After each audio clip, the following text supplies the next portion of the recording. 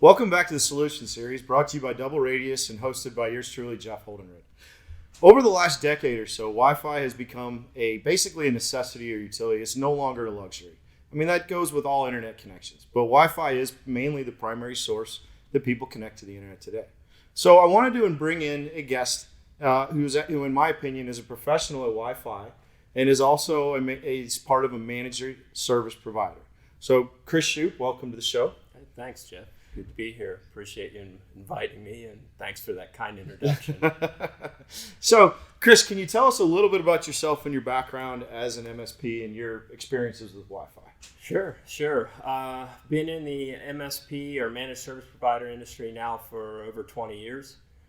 Started out with multiple companies, a couple of my own, DoubleRadius, as well as a spinoff of DoubleRadius and Viacom. And was a co-founder of that, and we were recently acquired by a company, Single Digits, which we serve over 4,000 properties worldwide, both hospitality and MDU, in the managed Wi-Fi space. Cool.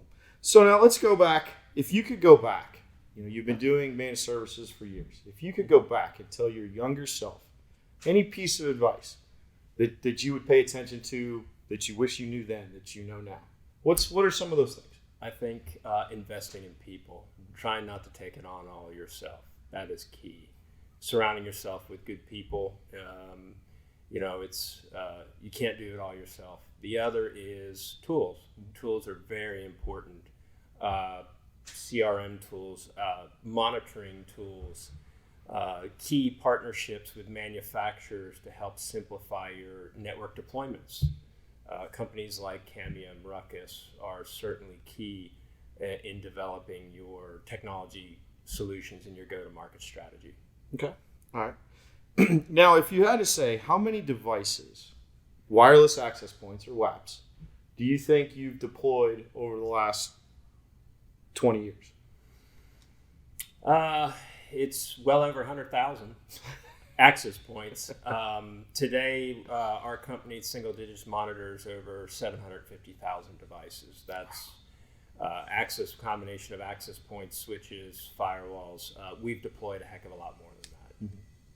So, and out of that, you've mentioned a couple manufacturers and everything else, but what are the main ones that you're working with today? Key relationships are Ruckus, Cambium, Aruba, Meraki. They're the leaders in Wi-Fi space. Many of them not only just have access points, but they also have switch solutions. So having a solid relationship, as I had indicated earlier, that has a broad portfolio of products and services are key. And also striving to have that single pane of glass when you're monitoring and managing all these devices. Now, do you see mainly kind of like a split of deployments between like your ceiling mount devices and your wall plates? Yeah, we do. It's funny. In many of our student housing, multi-dwelling environments, it's pure wall plates. We need to deliver both wireless and wired connectivity to the students per our customers' requirements.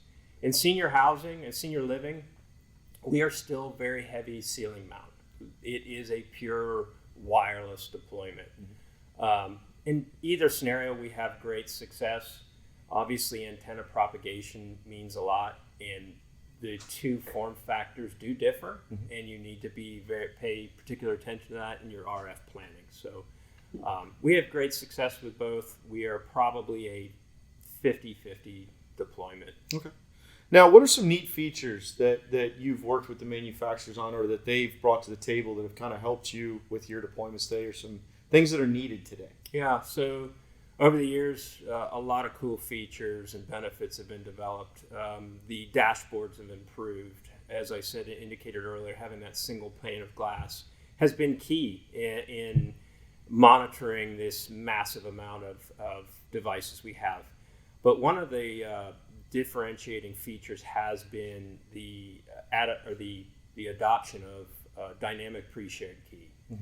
Our goal in our MDU space is to be able to deliver a personal area network to each one of the residents. We have a single SSID deployed across the campus, and being able to give everyone their own private network is key.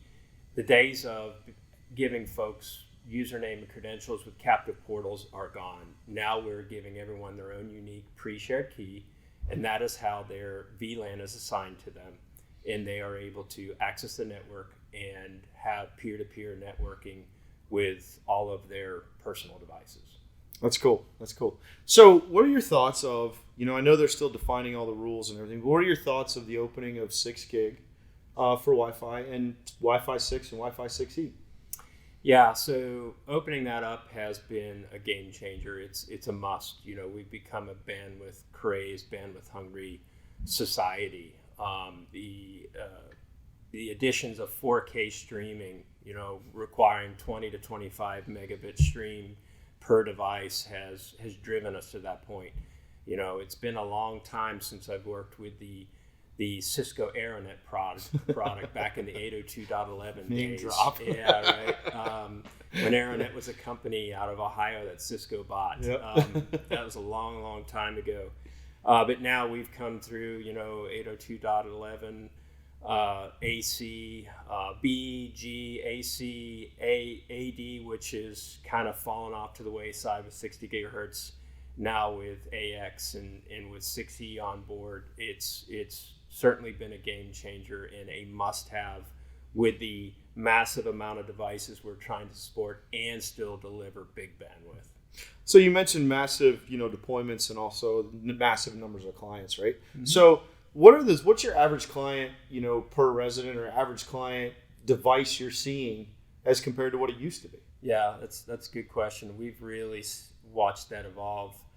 When we first started in the MDU space 11 years ago, it was 1 to 2 devices per resident. You had your typical laptop and a Kindle device. Today, we now have, I would say on average, 12 to 15 devices per unit. We're seeing as high as 40 devices. Wow. With the adoption of IoT devices, light switches, HVAC, thermostats, in-home video surveillance, everything, appliances, everything is Wi-Fi enabled, as we know today. And so that has really made us step our game up in making sure we can connect all those and making sure the residents have the access they need. That's cool. So last question for you, right? So just going through a crystal ball, and this will be something cool to see in a few years, right? Mm-hmm. So if you had to guess where we're going to be in the next 18 months, 3 years, and beyond, what do you think Wi-Fi is going to evolve to, or where do you think it's going to go? That's a tough question. That's a real tough question. I think with the 6E coming, it's hard to believe we would need more spectrum, more bandwidth. It's going to be up to the FCC to find us more spectrum. As I mentioned earlier, 60 gig kind of fell by the wayside because of its small coverage area. I don't see us going into the super high frequencies because of the characteristics, the limitations that it brings. I can only see that the FCC will still find more spectrum in these lower frequencies to continue to expand on that. Outside of that, again, you mentioned crystal ball. It's hard. It's really hard to tell where we'll go. But again, it's the spectrum we have allocated us today, and that will be coming. It seems like it should cover us for quite a long time. But it's technology; it's changing every day. It is. That's for sure. Well, we appreciate you being here today, and we appreciate all our viewers for watching. I hope you learned something today. As always, reach out to your sales rep at DoubleRadius. They can help you with Wi-Fi solutions. They can help you with MSP questions and answers.